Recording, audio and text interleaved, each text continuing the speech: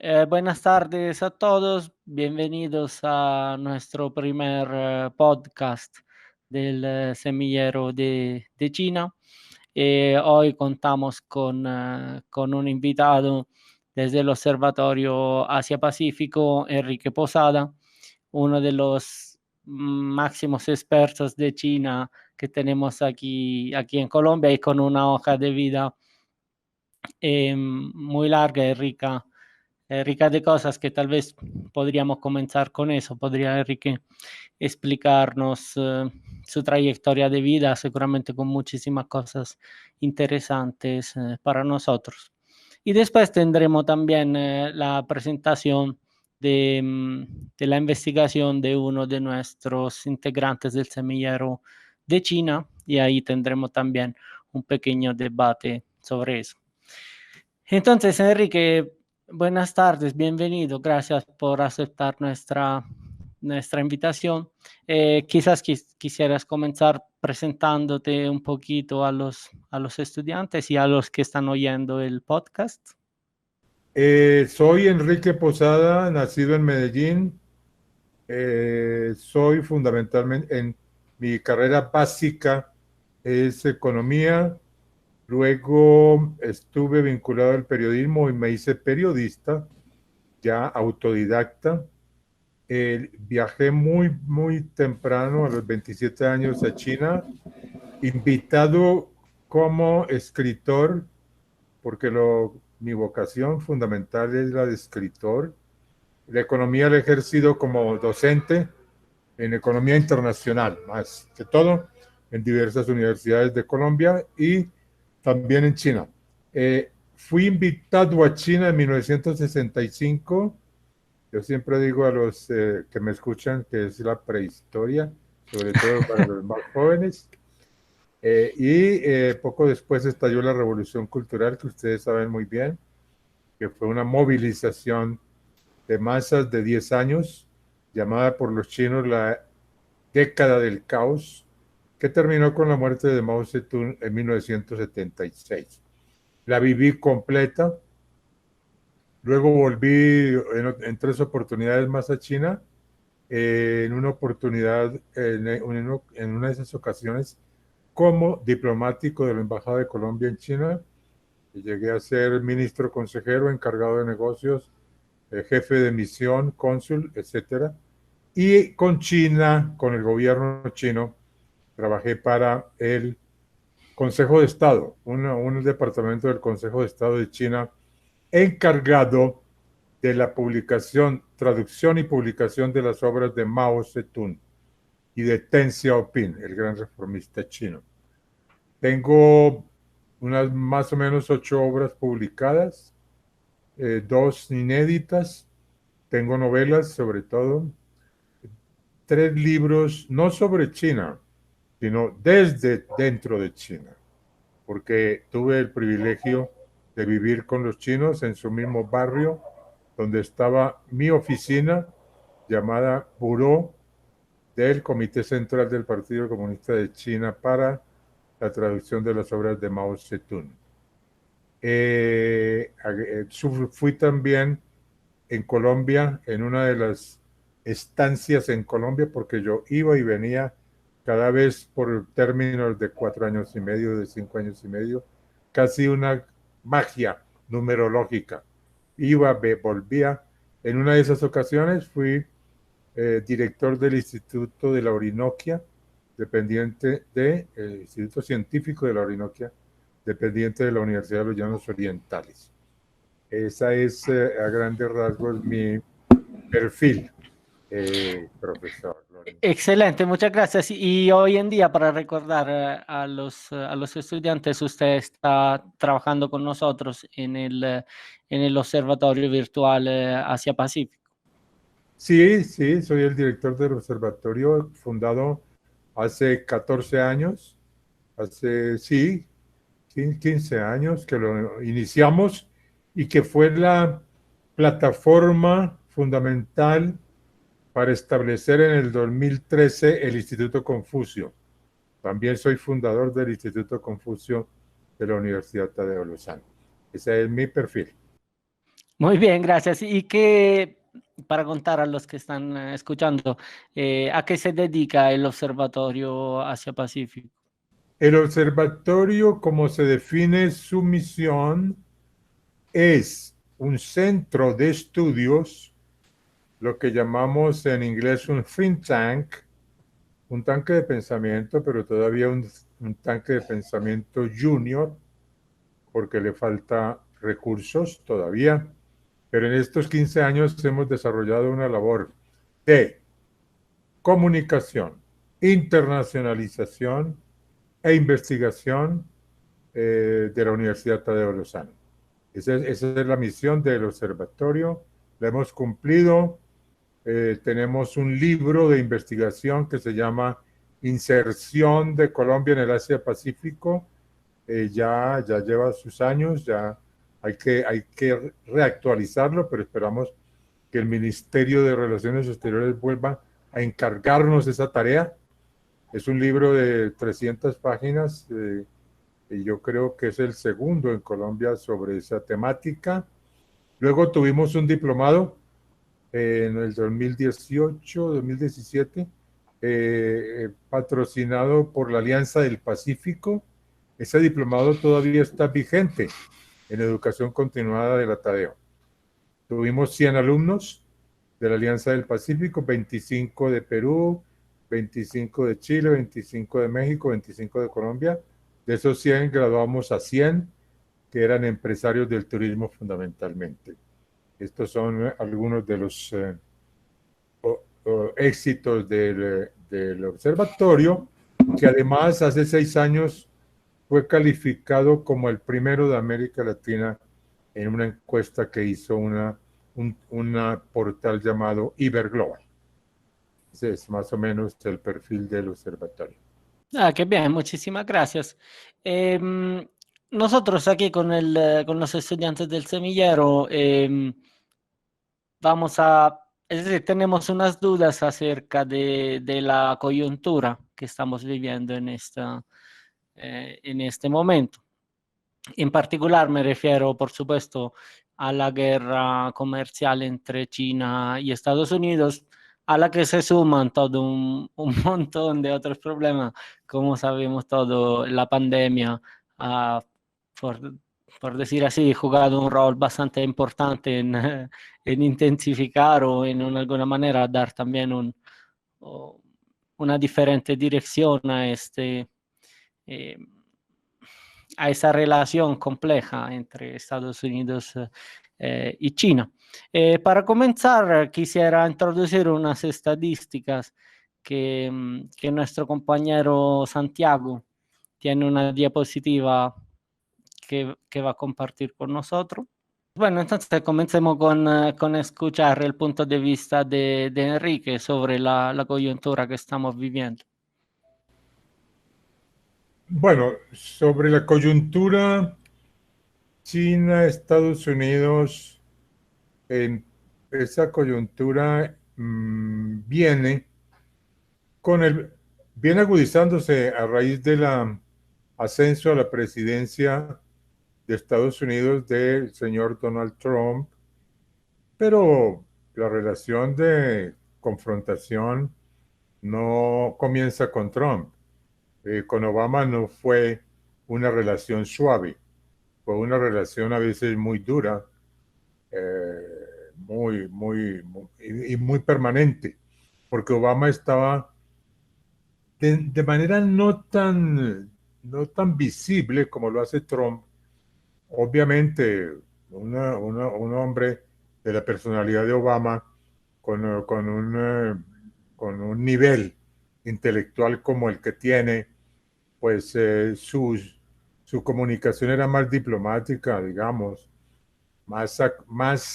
con más sindéresis, pero confrontó milímetro a milímetro a China, la confrontó no solamente en el tema de los derechos humanos, que siempre ha sido la temática que enfrenta China con Estados Unidos, pero sobre todo con los demócratas, más que con los republicanos, porque los demócratas, como liberales, entre comillas, pues están más atenidos, más enfocados a temas sociales como los derechos humanos.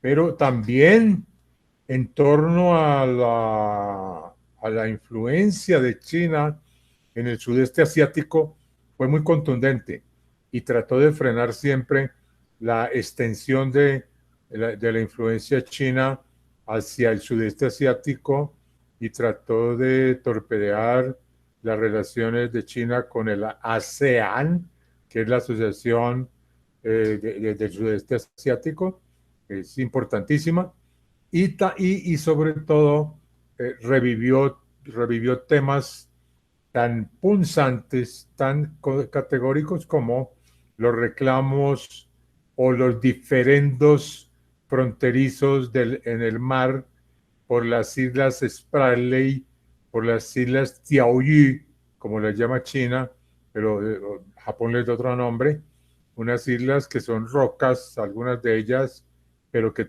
tienen una importancia estratégica fundamental. Estuvo siempre confrontando a China y frenó a China en cuanto por fuera de la PEC, que es el foro de países de la cuenca del Pacífico, pues Estados Unidos lideró otro tratado que se llama el TPP, que es el Trans-Pacific, donde China quedó excluida. Está incluso Chile, está Nueva Zelanda, está, yo no sé si Perú, ahora no recuerdo, pero China está excluida. Eso lo creó Obama para confrontar a China también en el campo comercial, pero nunca Obama trató de decir, desbaratar convenios comerciales, convenios obtenidos en el diálogo China-Estados Unidos. Mientras que Trump sí, Trump de hecho y desde el comienzo empezó confrontando a China en ámbitos económicos comerciales. Y llegó, ahora tal vez nos muestren estadísticas en lo que va a presentar Santiago, confrontó a China de tal manera que de una vez le fijó aranceles a mercancías que no las tenían y a otras les aumentó aranceles hasta el 25%, lo que viene equivaliendo a más o menos 300.000 millones de dólares que debe pagar China como aranceles y que Donald Trump lo reclama como un triunfo de su política exterior. Ahí empieza todo el problema. Muy bien, muy Pero bien. Vamos sí, a sí, ver, Santiago, si está listo con esas estadísticas, así podemos comentarla. Claro que sí, profesor Lorenzo, ya procederé a compartir la pantalla.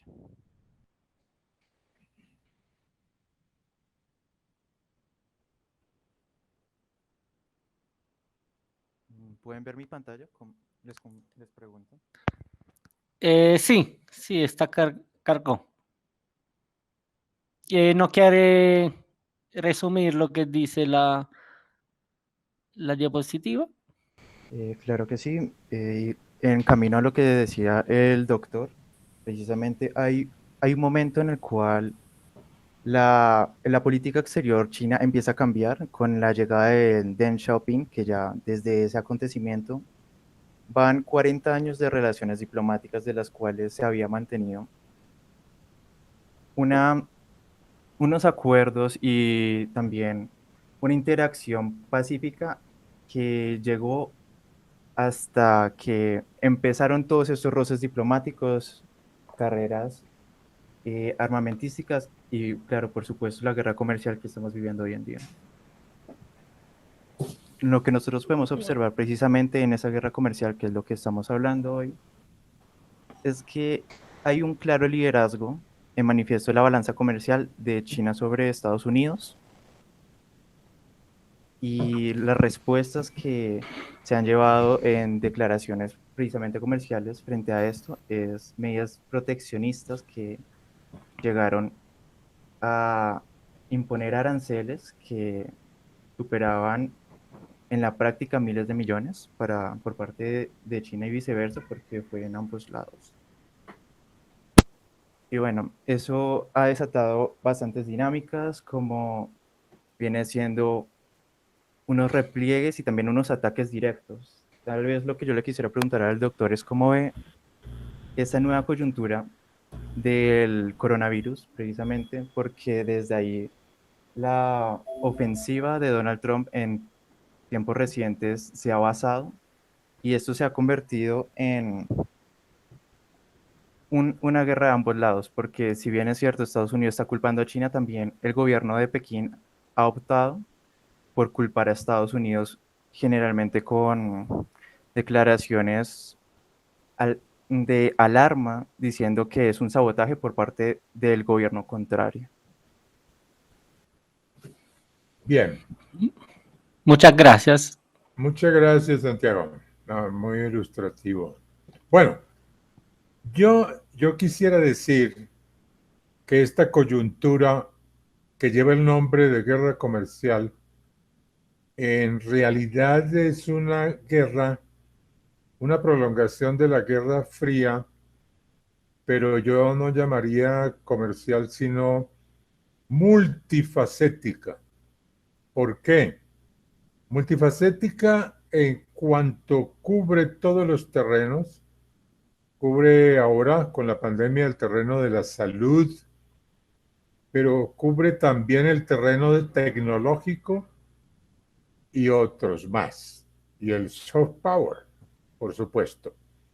Pero que el enfoque fundamental que se trata de olvidar a veces es que donde está la punta del iceberg es precisamente en el campo de la tecnología, de la ciencia y la tecnología, donde la ventaja de Estados Unidos sobre China es grande todavía. China ha dicho, lo ha dicho el presidente Xi Jinping, lo dijo en el último foro de Davos, donde él intervino y se destacó como un líder mundial. Dijo, en el 2050, China se posesionará en el mundo. Esto fue una voz de alarma para Donald Trump. ¿Qué quería decir Xi Jinping? Que en 2050 China tiene una proyección y una previsión de ser la primera potencia mundial también, no solo en el Producto Interno Bruto, que ya es el segundo, amenazando con ser el primero, sino también en el campo de la ciencia y de la tecnología. Ahí es cuando el presidente chino muestra la cabeza demasiado, lo cual Deng Xiaoping, el reformista, decía, China no debe nunca mostrar demasiado la cabeza, porque le caerán encima, le caerá sobre todo a Estados Unidos. Entonces, para mí el tema fundamental, lo que alarma a Donald Trump, es el progreso rapidísimo de China en el campo de la tecnología.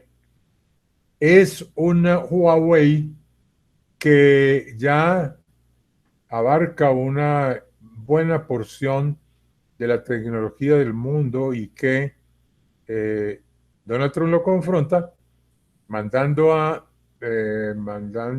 pues haciendo que Canadá coja presa a la señora que es hija del gran fundador de Huawei, que todavía está allí detenida en cárcel domiciliaria, y que empiece una confrontación en el campo tecnológico, porque lo que está en veremos, por lo que están pujando las dos grandes potencias, es por el dominio del ciberespacio. Cuando China además anuncia que tiene el mayor computador del mundo localizado en el ciberespacio y que con ese computador de enormes proporciones y pesa no sé cuántas, 800 toneladas, puede llevar la contabilidad de todas las empresas de China ahí es donde Donald Trump ve una amenaza. Si China es capaz de eso, entonces el espionaje va a ser sin fronteras. Entonces trata de espía a Huawei, trata de espía al ejército chino, coge presa a una señora que andaba por San Francisco, que había ingresado recientemente, poco después de que se desató la guerra contra Huawei y que resultó ser del ejército chino, y la trata de espía y la detiene. Yo no sé si ya la liberó. Y así se va escalando la guerra. Se va escalando la guerra hasta llegar al TikTok, esa red social de propiedad china, y luego avanzará hacia otras dimensiones como la plataforma Zoom.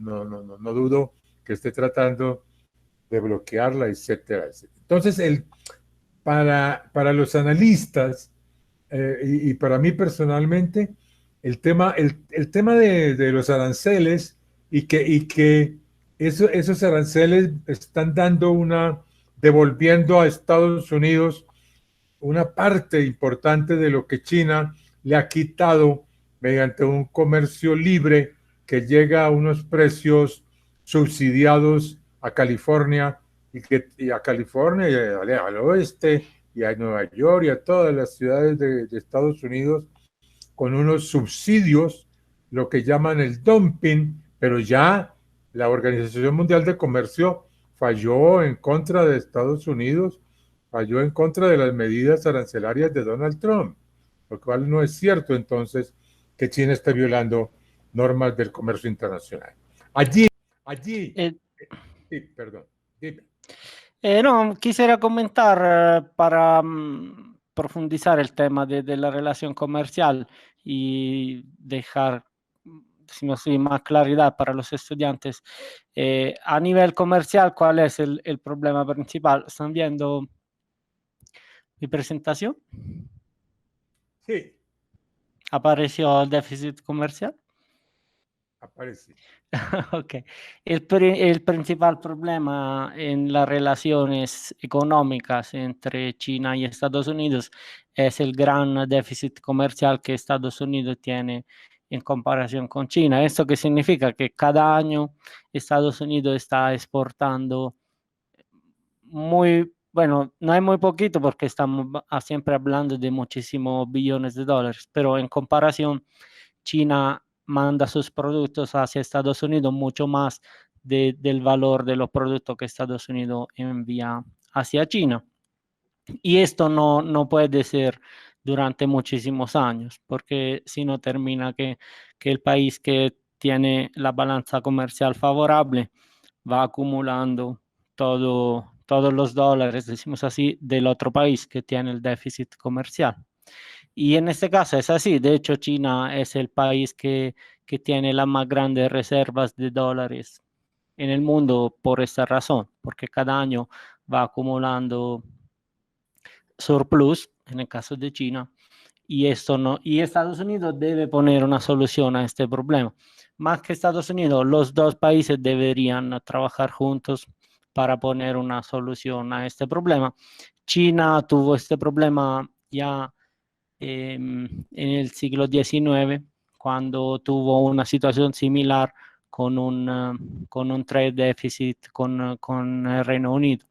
Y esas son situaciones que ponen los estados en una situación muy, muy delicada y deben resolverlo de manera pacífica para no llegar a una confrontación hasta militar. Entonces, Estados Unidos con los aranceles, más que tratar de colmar este vacío que ven acá, más que tratar de colmarlo con los aranceles, están diciendo los chinos que están obligados a negociar con ellos para tratar de resolver ese problema, porque de otra forma los dos pueden ser penalizados también. Entonces, una situación bien delicada que, como bien decía Enrique, comenzó ya en los gobiernos anteriores, no es solamente con Obama, con Donald Trump que está esta situación. Con Donald Trump ha cambiado solamente el estilo, decimos así, pero la sustancia de este gran problema que es el déficit comercial y todos los problemas monetarios que están atrás, financieros y monetarios que están atrás de eso, es uno de los motores de este conflicto entre Estados Unidos y China. Quería preguntar a Enrique si no percibe como paradójico entonces que sea China o en general los países del BRICS los que más acudan al Fondo Monetario, a la Organización Mundial del Comercio para pedir precios más libres, un comercio más libre. Entonces, como esta pelea de la libertad del comercio, que una vez era desde los países más desarrollados, ahora son los países como los BRICS que están emergiendo, los que son los principales sostenedores del libre comercio. Bien. Evidentemente que China busca una relación en el mundo que sea multilateral. Hay dos diferencias grandes. La primera, cree en el multilateralismo, cree que es mejor negociar con la Unión Europea que negociar país por país. Bueno, con Alemania tiene magníficas relaciones, pero negociar país por país no es el enfoque de China, es más bien negociar con la Unión Europea, como trata de negociar con el Mercosur, como trata de negociar con la Alianza del Pacífico por por una prioridad diplomática que siempre ha tenido, que cree que es más productivo, una complejidad más fructífera negociar con bloques que país por país. Mientras que Estados Unidos lo que ha elegido es primero un regreso al proteccionismo, cerrando fronteras, un regreso al proteccionismo que es el polo opuesto a lo que le interesa a China. A China le interesa es el libre comercio. Ahí lo demuestran esas estadísticas. ¿Cómo es desfavorable para China que haya un libre comercio con Estados Unidos? Ahí está muy claro en la gráfica que acaba de mostrar, profesor. Entonces, igual con la Unión Europea, con Colombia, pues hay un déficit. Y hay un déficit que los países pueden y deben reclamar, sobre todo si hay cambios, si la gente dice que la pandemia traerá una pospandemia nueva, con una realidad nueva, como se predica, que yo no creo mucho, pues será el momento de decirle a China, mire, equilibremos, lleguemos a equilibrio. Y eso yo lo veo muy claro y comparto el punto de vista de que teniendo cierta razón Estados Unidos en reclamar ese equilibrio, no es la manera de reclamarlo mediante la declaratoria de una guerra que no solo desfavorece a Estados Unidos y a China, sino al mundo entero, porque ha creado un desequilibrio. Las bolsas de valores lo revelan así. Entonces, el tema es gobernar con el tuit en la mano y estar lanzando voces desentonadas contra un país hasta llegar a tratar de a calificar del coronavirus como el virus chino. Entonces, a eso llegaremos más adelante. Muchas gracias. Quisiera escuchar a algunos de nuestros estudiantes, particular sobre toda esta incertidumbre. ¿Cuál es la opinión que tienen? ¿Creen que esto puede traer instabilidad claramente a nivel global, pero también acá en América Latina y el Caribe? ¿Alguno de los estudiantes quisiera expresar sus ideas?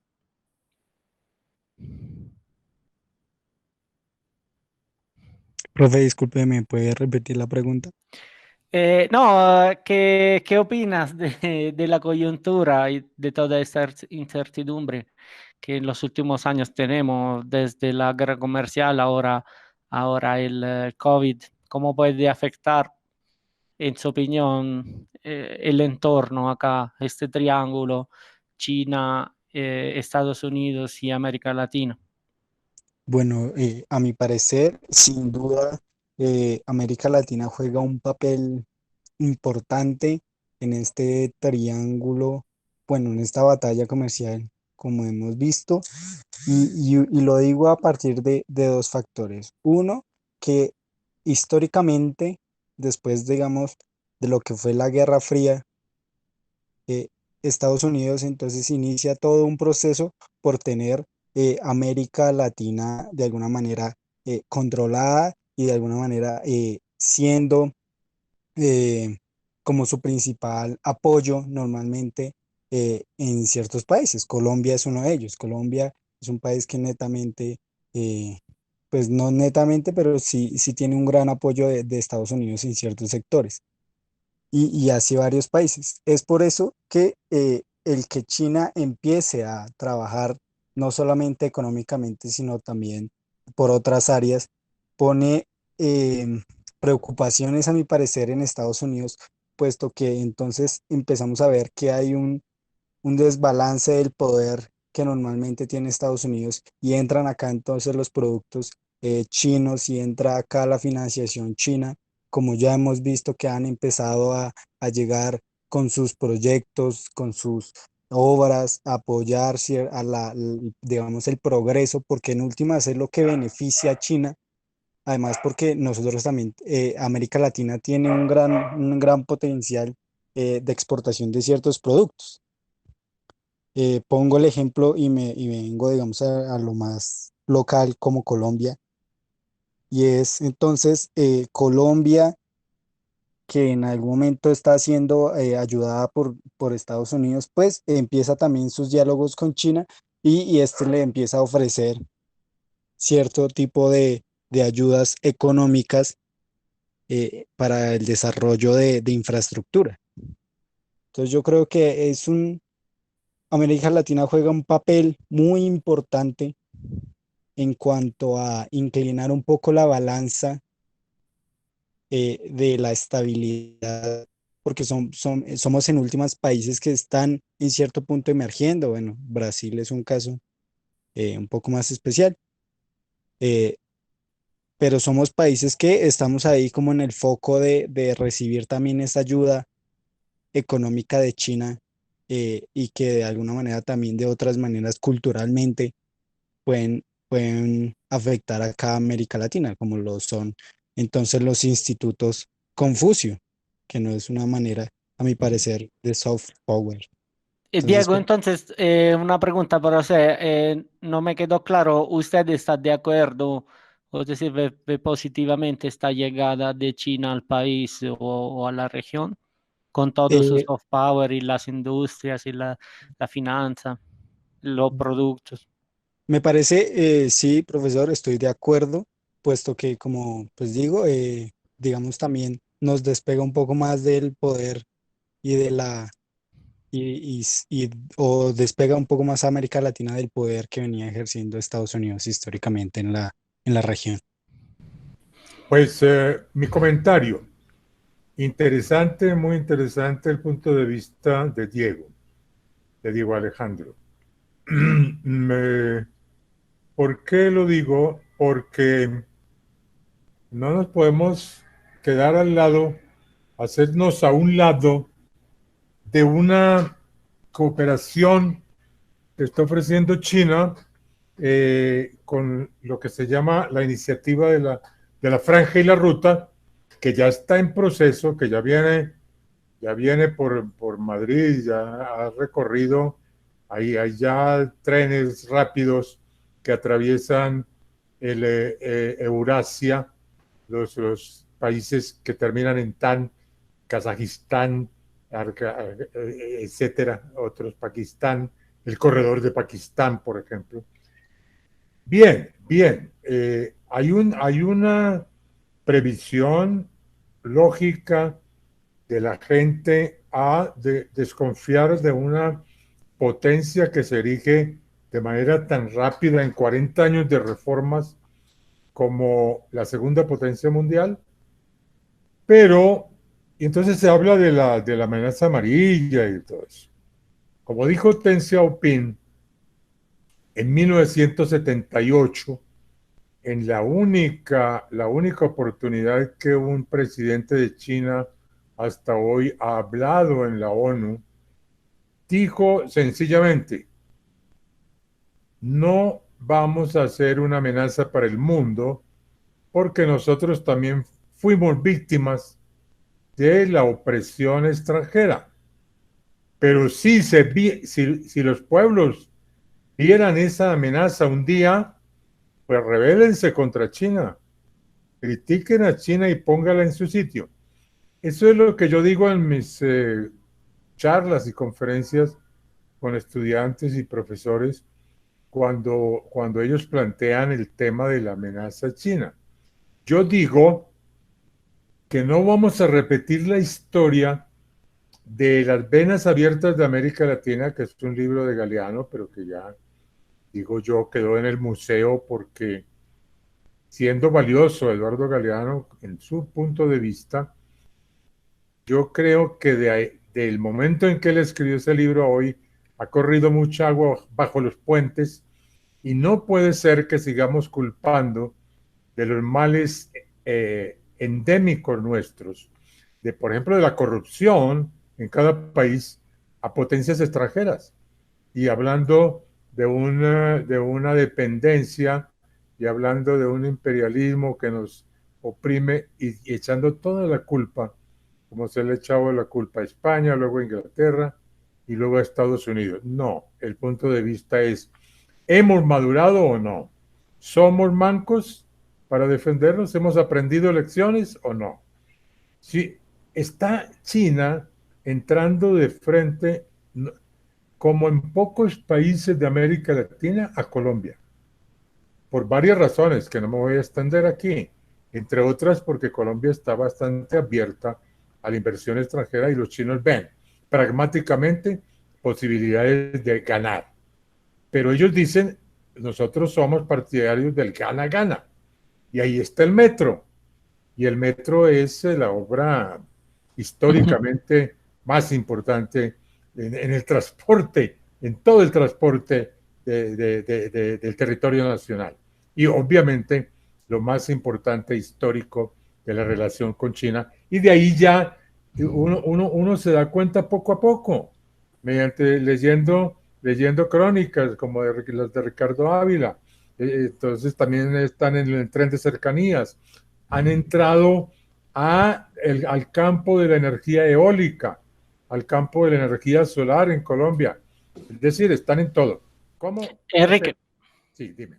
Sí, no, quisiera aprovechar para profundizar entonces un poquito eso de la llegada de los chinos a Colombia, que el metro es como el símbolo de esta llegada de China, ¿no?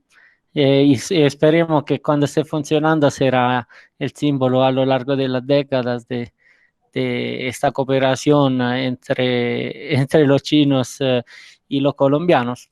Entonces, claramente me parece haber entendido que usted está muy a favor de esa obra, pero quería preguntarle qué opina del hecho de que se hace un metro en Bogotá y debe ser una empresa china, con ingenieros chinos, con capitales chinos, y no sea una empresa colombiana.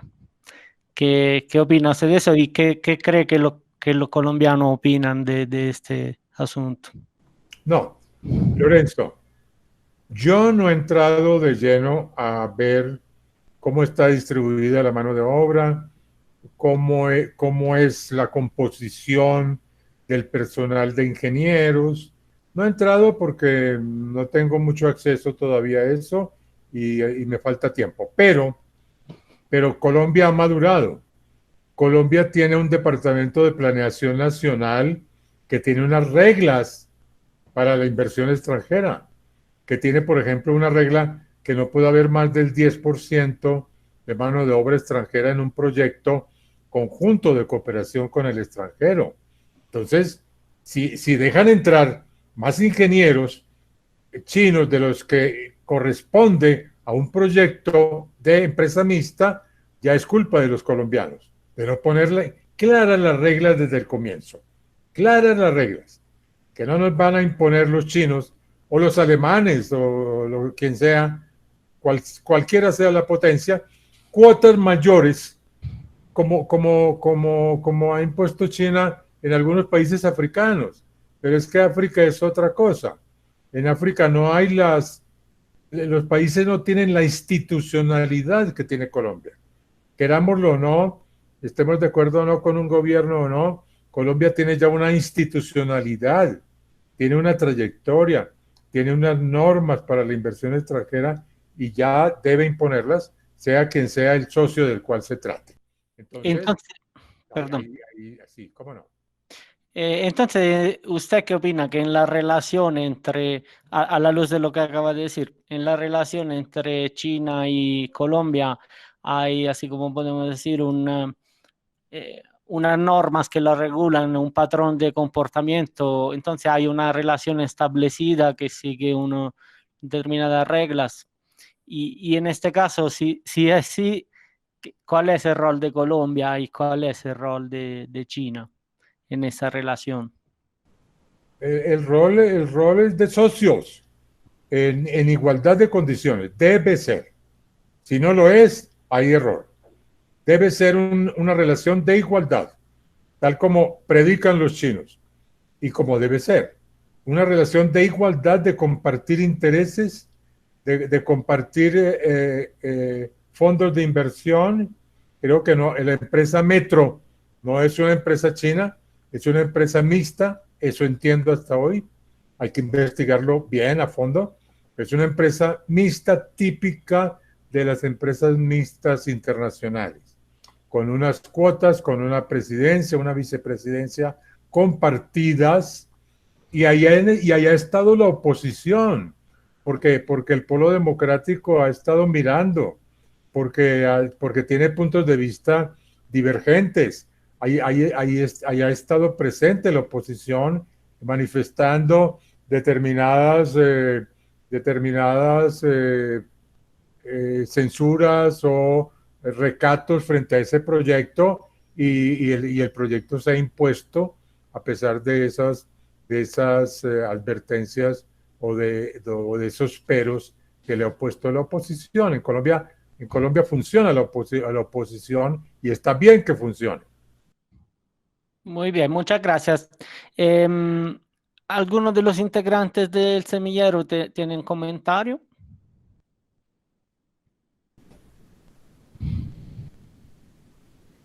Sí, profesor John. Está hablando Santiago. Sí, sí, señor. Ok. Doctor Enrique, la verdad ha sido muy enriquecedor lo que me ha dicho, o bueno, lo que nos ha dicho a todos nosotros en este espacio. Tal vez yo lo quisiera hacer unas cuantas preguntas más que todo en esa parte del multilateralismo. Y precisamente yo he venido trabajando lo que sería el Belt and Road Initiative. Tengo entendido que es una iniciativa que se está viendo que esa franja, un cinturón, una franja, si mal no estoy, en español, se está también extendiendo a América del Sur bajo una iniciativa que se llama el Tren Bioceánico. Y estudiando esa iniciativa nos hemos dado cuenta que primero China en esta coyuntura, la última década, se ha convertido en uno de los mayores inversores de inversión extranjera directa para la región, hablando desde México hasta Argentina.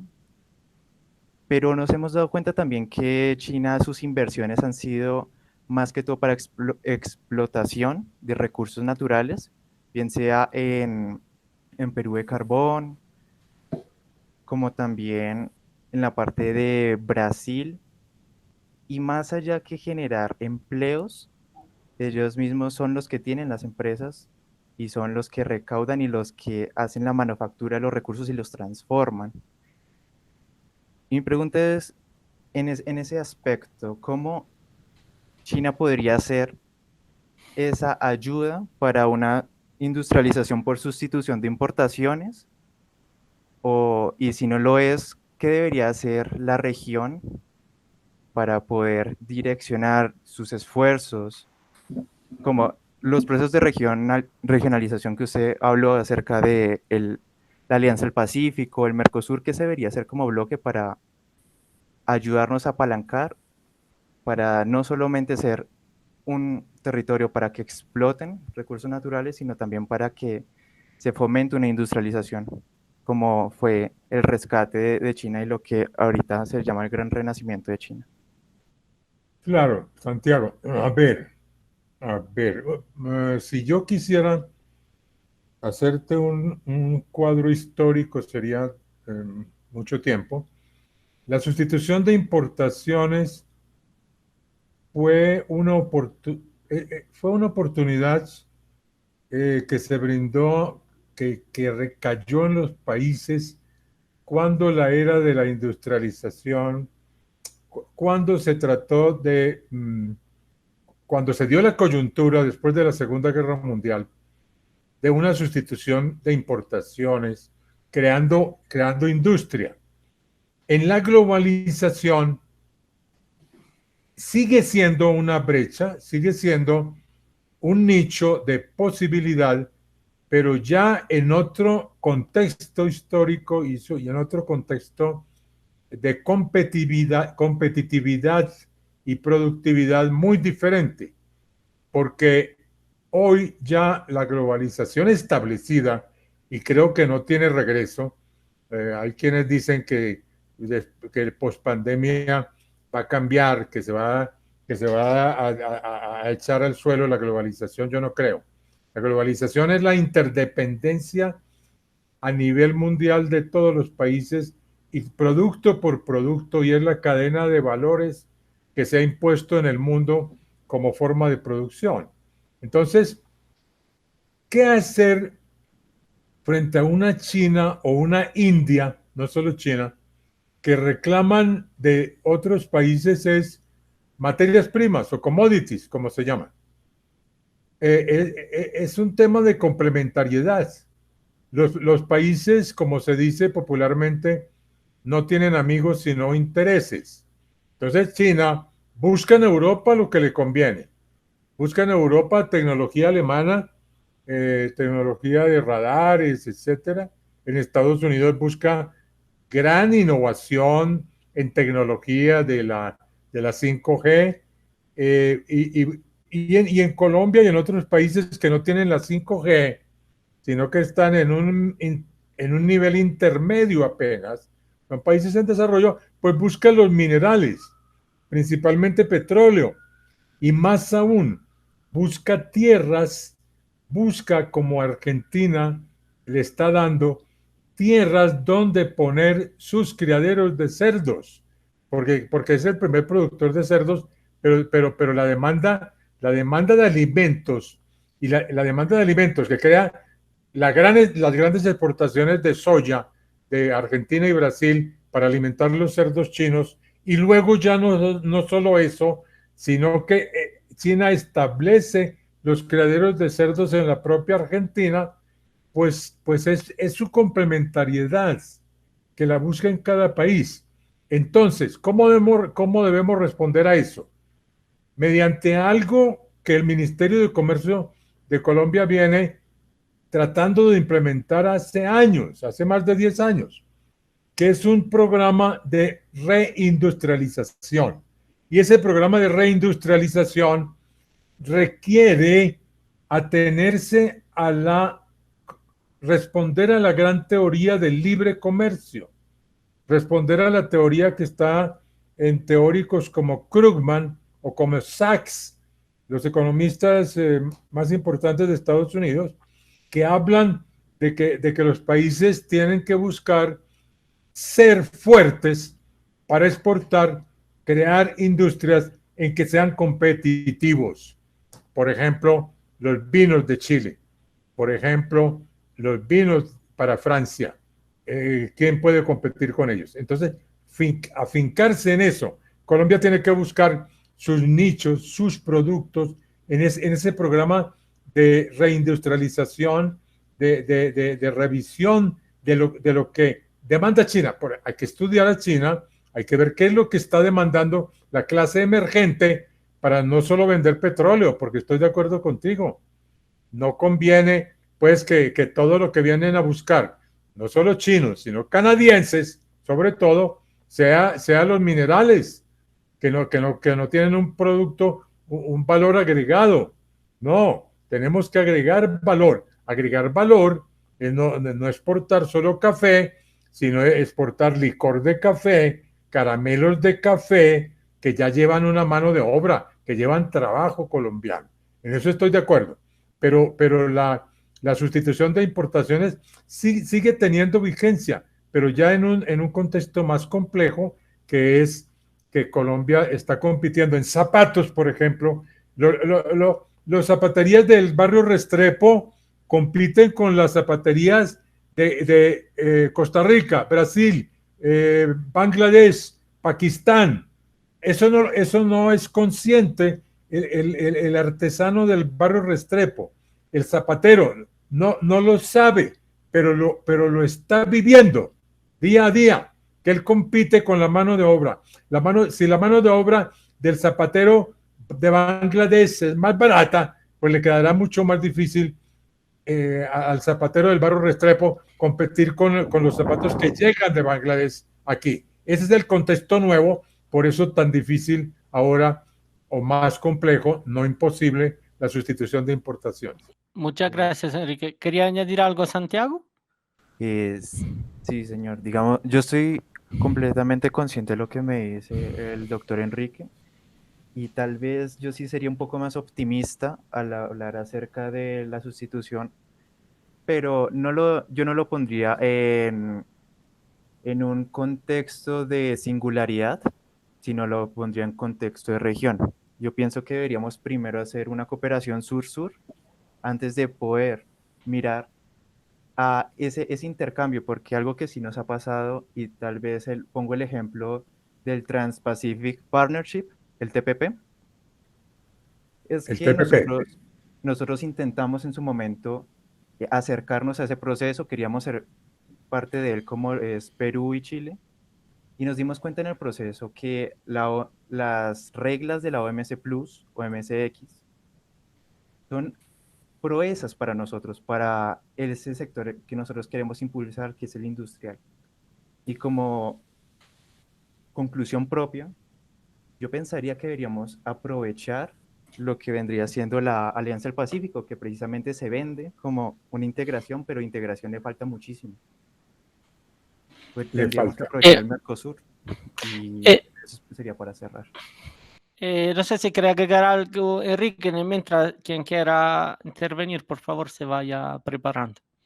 Sí, brevemente, Santiago, sí, no, yo estoy de acuerdo contigo en que un proyecto multilateral sería mucho más conveniente si, por ejemplo, la Alianza del Pacífico llegara más a fondo y estableciera cadenas de valor, estableciera como se ha tratado, por ejemplo, una bolsa de valores que comparte Colombia con Perú, importante. Eso se llama un proyecto de unión latinoamericana que no ha prosperado, entre otras cosas, por diferencias ideológicas, porque en unos países funciona un modelo llamado socialismo del siglo XXI, en otros funciona lo que se llama un modelo neoliberal, entonces eso divide, pero no solamente en estos últimos años, desde siempre. América Latina debería estar mucho más integrada, con un idioma común, con una cultura común, un idioma común excepto Brasil, pero que el Brasil lo entendemos, así sea difícilmente, pero con una cultura común, con una idiosincrasia más o menos. Hay diferencias entre países, pero las similitudes son mayores. Sin embargo, vemos cuán lejos estamos todavía de lo que hicieron los europeos, teniendo los europeos menos comunidad de intereses que nosotros. Ahí dejo. Muchas gracias, Enrique. Podemos tal vez pasar al segundo punto de nuestra reunión, que es la presentación del compañero Juan José. Cada uno de los chicos del semillero, si lo desea, puede llevar adelante su propia investigación. En particular, los estudiantes del curso de diplomacia china han preparado ya algo al respecto, y Juan José tiene su propuesta de investigación un poquito más avanzada. Entonces, quisiera que nos compartiera lo que él está haciendo para que le podamos dar comentarios. Buenas tardes, Juan José.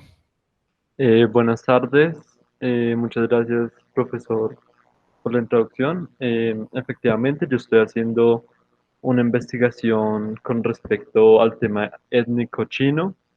Mi investigación trata básicamente de los grupos secesionistas en los territorios mongoles y ya les voy a compartir la presentación. Gracias.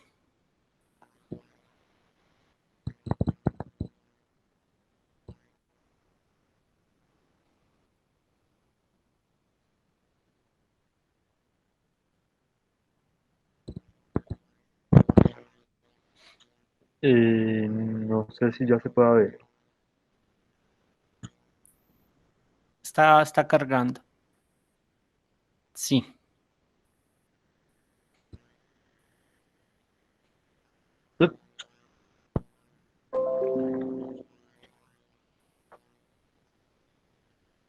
Vale, perfecto. Entonces, como ya había comentado, mi investigación trata sobre la aparición de estos movimientos secesionistas mongoles dentro de lo que conocemos como la República Popular China.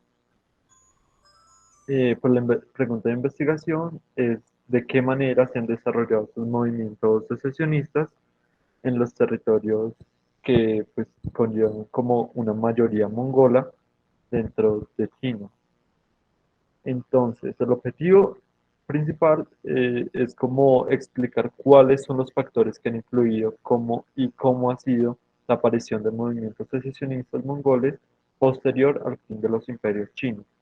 Eh, Se van a tomar desde la aparición de la República China hasta la actualidad todas las políticas que se han desarrollado. Eh, Y los objetivos específicos es identificar dentro de la población mongola en la República Popular China qué tan diferenciados están los conceptos de nación y grupo étnico, analizar el papel de la élite mongola dentro del gobierno central y su poder dentro de los territorios mongoles en China, y comparar las diferencias culturales, sociales y económicas entre la etnia mongola y la etnia Han, la cual es la mayoritaria en China y que representa más del 90%. Eh, y pues el último objetivo es describir cuáles son las maneras en que el Estado chino discrimina a la población mongola. La justificación es esta, después de realizar como toda la revisión de la literatura, eh, me di cuenta que se puede ahondar en todo lo respectivo a los mongoles en China, ya que al- no importa que haya como cierta investigación sobre eso, pero hay muy poca si se compara con otros, otras poblaciones como los uruguyes, los tibetanos y demás. De los mongoles, aunque la población es grande, no hay tanta investigación en temas de movimientos secesionistas. Eh, y pues esto ayuda también a mirar la República Popular China, qué tan represiva es con sus otras poblaciones no Han. Em, Listo. En el marco teórico, En el marco teórico se van a tomar dos, dos, como dos inspiraciones. La primera es de Marrón. eh, Él es o era un, uno de los que durante la creación de la República China eh, estuvo como teórico en qué era lo que necesitaba e hizo una propuesta eh, para el tema de la nacionalidad. ¿Qué es lo que pasa? Él se dio cuenta que China utilizaba el término Minsu, que significaba nación. Eh, para él, ese término estaba bien, pero lo que pasa es que el término Estado-nación, que se fue expandiendo eh, a medida del tiempo y que llegó a China, pues era uno de los con los que se estaba consolidando el Estado, el nuevo Estado. Este término Estado-nación, al ser propio europeo, no encajaba muy bien con China y demás. Entonces, él miraba algunos ejemplos alrededor del mundo y criticaba la consolidación de un modelo de multietnicidad en países como la Unión Soviética, donde cada etnia tenía como su, como que era una nacionalidad y él consideraba que esto, esto le hacía daño porque esto generaba conflicto. Por otro lado, él tomó como referencias de otros países como Estados Unidos y demás, donde esta nacionalidad era diferente, era, se daba a partir del Estado. Entonces, eh, él decide que este término Minsu realmente no significa nación, sino que significa más como grupo étnico, lo que pues actualmente conocemos acá como grupo étnico, y propone un Shunhua Minsu, que que significaría como nación china.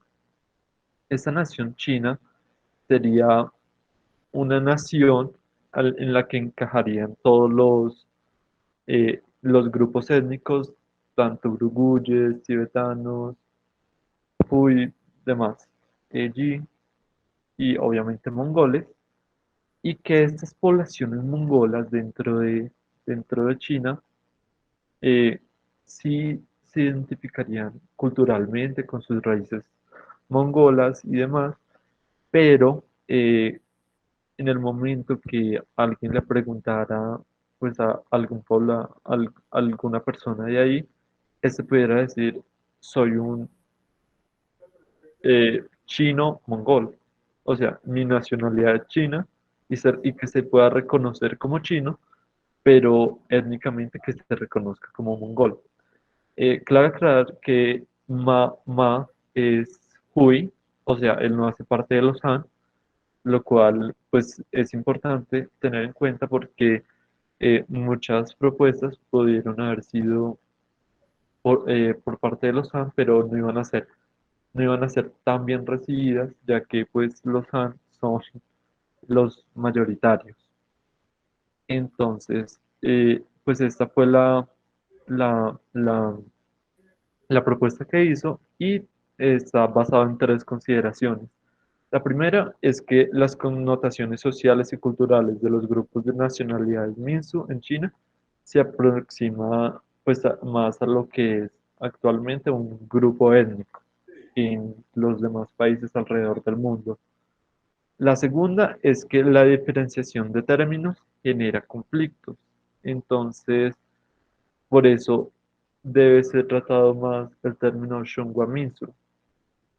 Y la tercera es que la traducción de Minsu debe cambiar, porque se traduce de chino, diciendo como China tiene 56 Minsu, como China tiene 56 nacionalidades. Esto le daría desde el extranjero un apoyo a estos nacionalismos y daría como un aval a estos movimientos independentistas que buscan autodeterminación para crear un propio Estado-nación y pues él se opone a esto.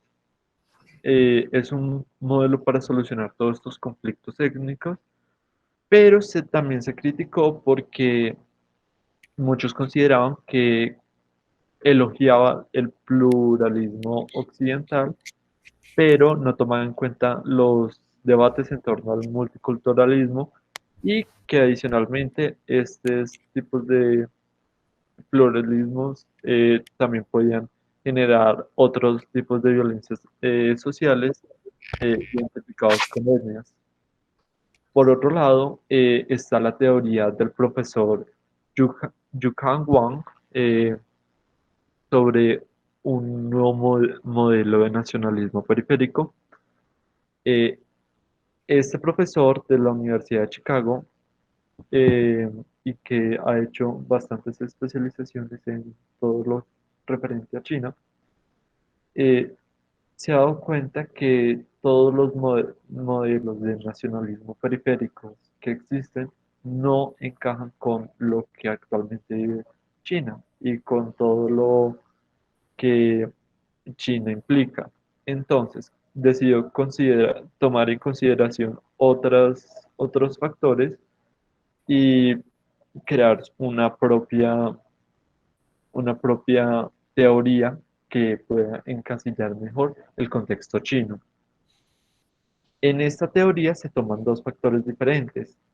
Uno, el poder de la élite, el estatus de la élite, que se refiere como a a las élites de estos territorios que pueden ingresar en el liderazgo social, político del Estado central y no solamente del- de sus territorios, y adicionalmente que puedan tener una jerarquía más o menos igual al del resto de la élite alrededor del país.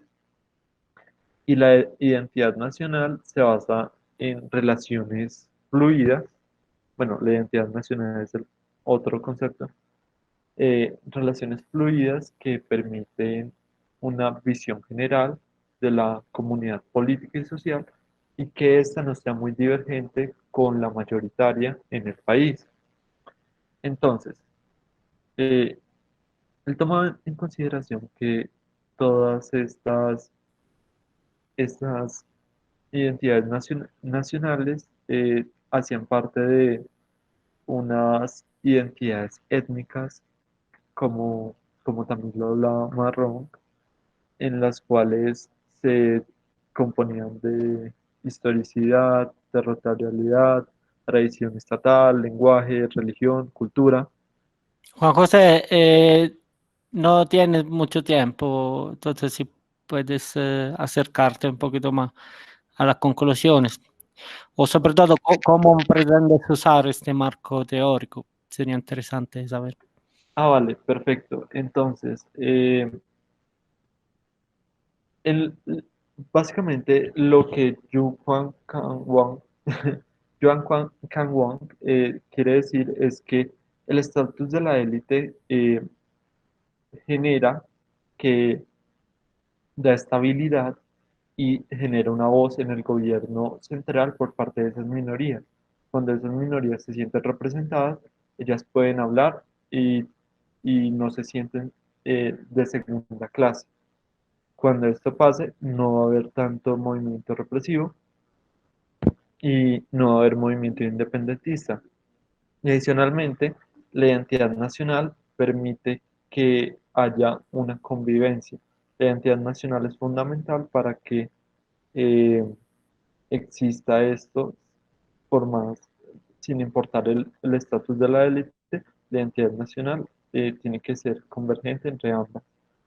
Entonces, en base a esto, se pretende hacer una investigación de un método deductivo que pueda tomar conclusiones generales y dar explicaciones particulares con métodos mixtos, entrevistas, bueno, eh, análisis de documentos cualitativos, un mapeo de actores para poder ver el, el papel, el estatus de, de los pueblos mongoles y las élites.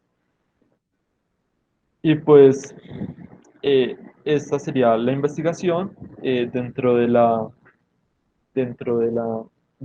revisión literaria. He encontrado que sí, efectivamente, sí hay varios factores que pueden ser considerados como represión, eh, que los mongoles buscan reclamar una identidad propia y que siempre ha existido dentro del conocimiento chino eh, la noción de una gran China y de una verdadera China, que serían más los territorios Han. Eh, por otro lado, con el tema de las invasiones mongolas a lo largo de la historia china, eh, hay muchos autores que consideran que aún dado esto existe un gran recelo hacia los mongoles por parte de los hanes. Sin embargo, hay otros que consideran que no ha sido completamente correcto y que, digamos, durante los Qing esto no se presentó. El intercambio entre la etnia, las etnias de diferentes países, digamos los mongoles chinos y los mongoles de Mongolia, eh, ha aumentado y cada vez pues hay mayor movimiento de personas dentro de estos países y pues digamos el líder del Partido Comunista, Mao Zedong, eh, y el fundador, concebía esta lucha étnica como un movimiento, como parte de la lucha de clases que tocaba evitar. Entonces, pues esta sería mi investigación. En Nueva Jersey, no hace muchos años, se creó el Partido Popular de Mongolia Interior y es el partido como que queda en el exilio para esta población mongola, pero no cuenta con mucho respaldo y es relativamente pequeño. Eh, y esta Ok, sería la investigación. muchas gracias, Juan José. Eh, no sé, Enrique ¿puede hablar? No, está el teléfono. Bueno, este es el primero. Voy a dar mi retroalimentación. Em, bueno, para que el editing del audio pueda funcionar bien. Bueno, me ha gustado mucho esta presentación, en particular me ha gustado que busca poner un marco teórico, busca analizar la realidad a través de un marco teórico. Y me parece muy bien, aunque debería explicar un poquito mejor cómo voy a utilizar yo este marco teórico. Si no me recuerdo mal, en su documento escrito usted ponía como una tablita donde decía, si hay esto, si hay esta otra condición, podría haber un movimiento separatista. Eso tal vez podría servir para la presentación, para entender bien de qué se trata.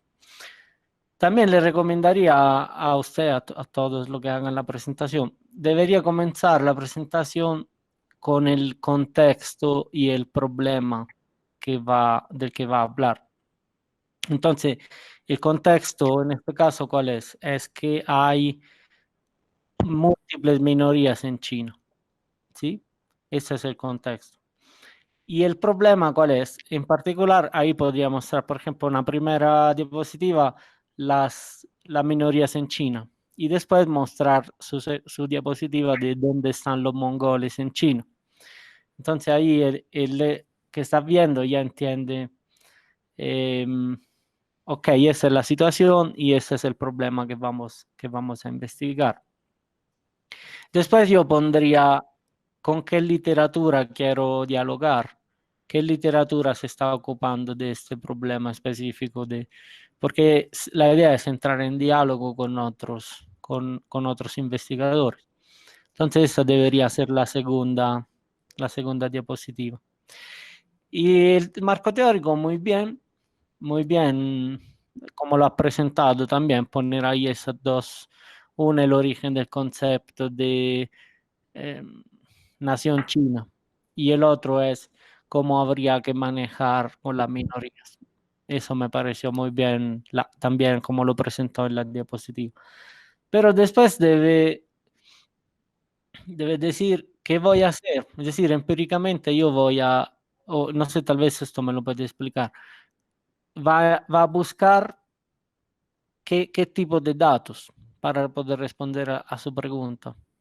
Sí, eso no ha quedado bien claro, tal vez lo puede explicar así. Es decir, cómo se aterriza este marco teórico en una investigación empírica donde se pueda recolectar fácilmente los datos.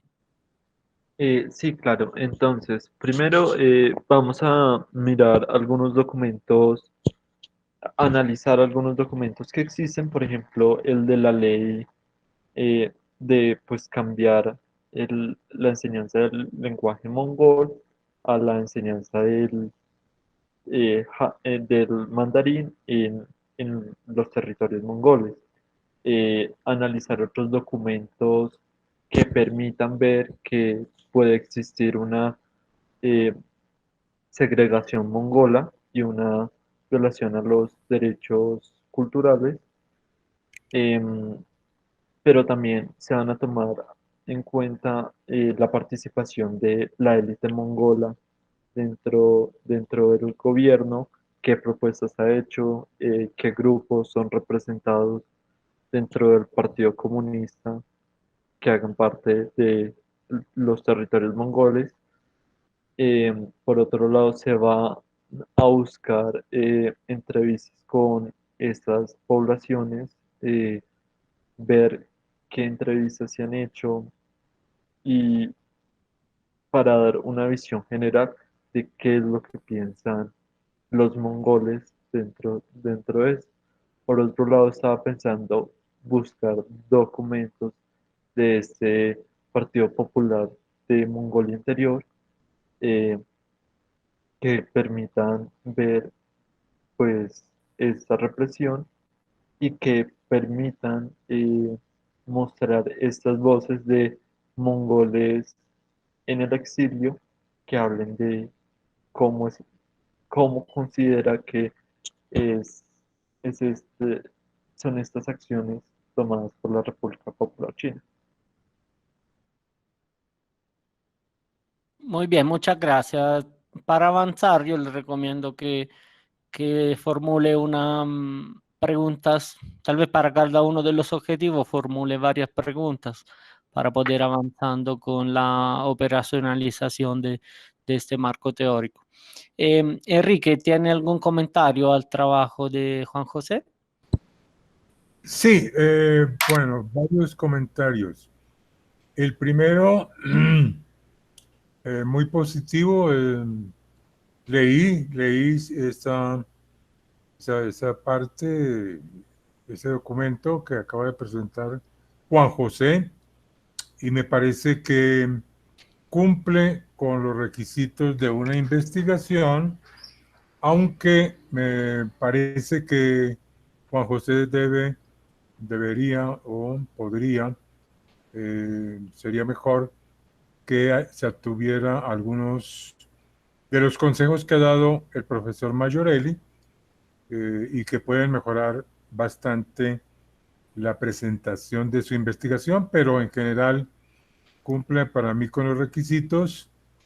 Y segundo comentario es que frente al tema de las minorías nacionales, pues no soy experto en eso, soy solamente un estudioso y un inquieto por el tema de las minorías nacionales en China. Lo primero que yo anotaría es que el término Minsu quiere decir obviamente nación, pero hay que precisar algo. Los chinos nunca hablan de esas 56, porque esas son 56 las etnias de China con muy diferentes connotaciones. Nunca hablan de ellas como naciones, sino como Xiao Su Minsu, lo que quiere decir Xiao Su es minorías nacionales. Eso hay que tenerlo muy claro. ¿Frente a qué? ¿Por qué minorías? Frente a la gran mayoría que son los Han. Los Han representan, de los 1.400 millones que vaya la población china, representan más del 95%, bastante más. Es decir, deduciendo el Tíbet, que estará llegando a los 4 millones apenas, Mongolia interior, no sé, tal vez Juan José podría decirnos a cuánto está llegando en este momento, yo no tengo ese dato. Y luego las otras suman, no suman muchos millones. Hay una que es la menor por allá en el sur, en Yunnan, en la provincia fronteriza con Tailandia, y con Tailandia fundamentalmente.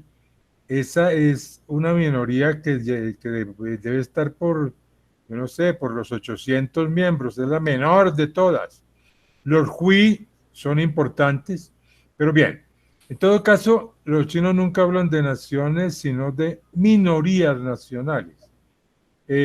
Su comparación con Estado-nación para mí no es muy relevante, porque Estado-nación es un concepto muy de Occidente, muy europeo.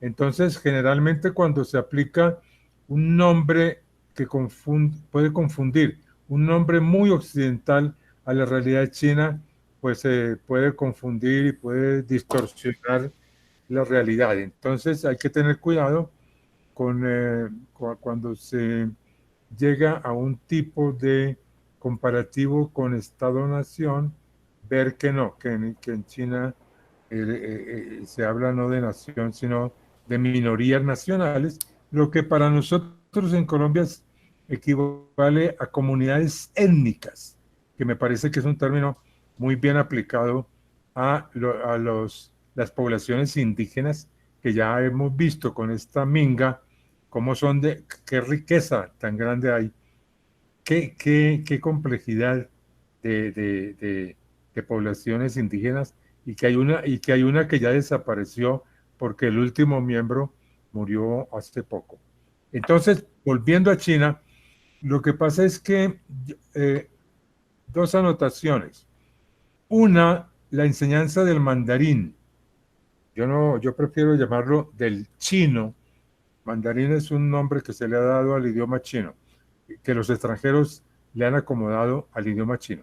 La enseñanza del idioma chino, o Putonghua, que quiere decir idioma nacional, idioma común de la nación china, pues hombre, tiene que hacerse en toda la región, en todas las regiones, haya o no Han, sean o no Hui, pues es el idioma del país entero. Pero yo no he escuchado que se suprima, que el hecho de que se enseñe desde las escuelas primarias el idioma chino, o Putonghua, idioma común a toda la nación, eso significa que se suprima el idioma o la lengua, porque idioma quiere decir que tiene también gramática, que tiene un idioma hablado y una gramática, y yo creo que, no sé si todas las 56 minorías nacionales tengan todas en su idioma la gramática, pero bien, pero es una regla que debe enseñarse el idioma chino. Lo que sí estaría muy mal es que si se enseña el idioma chino, se prohíba o se prescriba o se disminuya o se despriorice, como quiera decirse, la lengua nativa de cada minoría, sea hui, sea mongola. Lo que no creo que sea así. En el Tíbet sigue enseñándose el tibetano, junto al idioma nacional, que es el idioma chino, o lo que aquí llaman algunos el mandarín. Entonces, esa es una precisión. Lo otro es una discusión eterna sobre si hace 1000 años, como lo trae Juan José, Mongolia pertenecía o no al territorio nacional de China, si el Tíbet pertenecía o no al territorio actual que comprende la nación China. Esa es una discusión en la cual no hay manera de ponerse de acuerdo porque son dos máquinas de propaganda. Veamos el caso del Tíbet, que es el más relevante. Entonces, el Dalai Lama cita unas historias y unos récords, unos anales que dirían, que llegarían a la conclusión de que el Tíbet no pertenece a China, sino que fue anexado en 1959 a la fuerza por el Ejército Nacional, mientras que los chinos, o Pekín, el gobierno de Pekín, muestra análisis que dicen que pertenece a China desde hace muchos siglos. Entonces, en esa discusión histórica van centenares de años y seguirán viendo otros centenares y el acuerdo será difícil. Yo lo que creo que es que cuando se enfrenta un tema de minorías nacionales de China, hay que tomar las dos partes y cuando no podemos llegar a una conclusión definitiva, dejar ese margen para que el tema siga estudiándose. Es lo que creo más sensato en este caso. Ahora, en cuanto al conocimiento de los chinos sobre temas etnográficos, sobre temas antropológicos, yo sí creería que los chinos tienen que avanzar en eso. Y yo diría, como lo vengo sosteniendo, que Colombia puede enseñarle a China en ese aspecto, porque es mucho lo que se ha avanzado en Colombia. La Constitución del 91 nos dice que se avanzó mucho en el tema de los derechos de las razas indígenas, para llamarlos razas, de las etnias. ¿Por qué? Porque en la época de Mao y durante la Revolución Cultural, toda la época de Mao, se suprimieron muchas ciencias. El estudio en las universidades de la antropología, la sociología, el mismo derecho, pues estaba suprimido porque se consideraba que esas eran disciplinas burguesas. Ahora trata de restablecerse, pero cogiendo el paso, apenas tratando los chinos de ponerse en la actualidad con las ciencias sociales como la antropología y la sociología. Lorenzo. Muchísimas gracias, muy bien. ¿Alguno de los compañeros quisiera comentar acerca de la presentación, es decir, la investigación de Juan José, o acerca del tema de la composición de China, que me parece un tema sumamente interesante y con mucho, con mucho poder explicativo? Oh, sí, se escuchaba un ruido. De hecho, Juan José, ¿quieres responder algo? Sí, me gustaría como responder algunas cosas, Enrique. Muchas gracias por tu retroalimentación, realmente es muy importante. Con respecto a los términos de Minsu y demás, sí, como les había comentado, esto es algo que vino de Europa, el concepto de nación, y que no es propio de China. Entonces, por eso mismo, de hecho, Ma considera que no se debe utilizar este término de Minsu, sino Shunsu Minsu. Pero, pero completamente de acuerdo, es un término que no entraría en lo que es el conocimiento chino de, de estos temas. Por otro lado, la población mongola en Mongolia Interior es más o menos de 25 millones, lo cual es mucho más que lo que es la población del el país Mongolia, que no sumará mucho más de 4 o 5 millones, y lo cual es sorprendente. Y pues hablé de este tema de las la enseñanza del idioma mandarín porque al parecer en las noticias mostró que eso tuvo grandes como manifestaciones, protestas alrededor de Mongolia Interior. Entonces, es por esto, como que al parecer a esta población sí le pareció como un tema muy delicado tocar algunas cosas en el mandarín, pero pues es entendible que se, se planee que sea una población que hable dos idiomas, tanto el mongol como el chino. Y, y ya, muchas gracias. Gracias, Juan José. Enrique, son las 6 menos 20. Tal vez no tenemos suficiente tiempo para comenzar un nuevo tema. Entonces, por lo que consta mi presentación de mi investigación, si estás de acuerdo, la haría la próxima vez que nos reunamos para que podamos comentar mi investigación, si estás de acuerdo. Sí, no, importante que tú puedas exponer con amplitud tu Ok, investigación y considero estoy muy de acuerdo con que hemos llegado ya a un punto en que hemos copado la temática que teníamos para hoy, incluida la investigación de Juan José, que lo aliento a que siga adelante con buscando muchas más fuentes, eh, abriendo más abriendo más su perspectiva hacia otros teóricos. El marco teórico es muy importante, el marco conceptual y el marco teórico, que lo amplíes un poco. Muy respetables esos dos chinos que tienen sus dos teorías, pero ver más bibliografía. Eso está bien. No, muchas gracias a todos.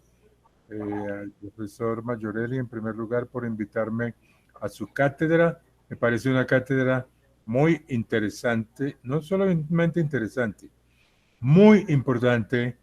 Esperábamos al profesor Mayorelli desde hace tiempo en la Tadeo para reforzar los programas de Asia y de China en particular, en la Universidad Tadeo Lozano, que está enfocada en esta dirección de una manera decidida. Bueno, muy buenas noches, Lorenzo. Gracias por la atención y la confianza a los estudiantes, su atención, su disciplina para escucharme. Muy amables. muchas gracias, Enrique, por aceptar nuestra invitación. Te agradecemos todos. Ha sido seguramente interesante para los estudiantes y igualmente para mí, que siempre aprendo en cada vez que conversamos con Enrique, se aprende siempre mucho. Así que, bueno, un saludo a los oyentes desde su casa. Este fue nuestro primer podcast. Espero que les haya gustado y un saludo a todos.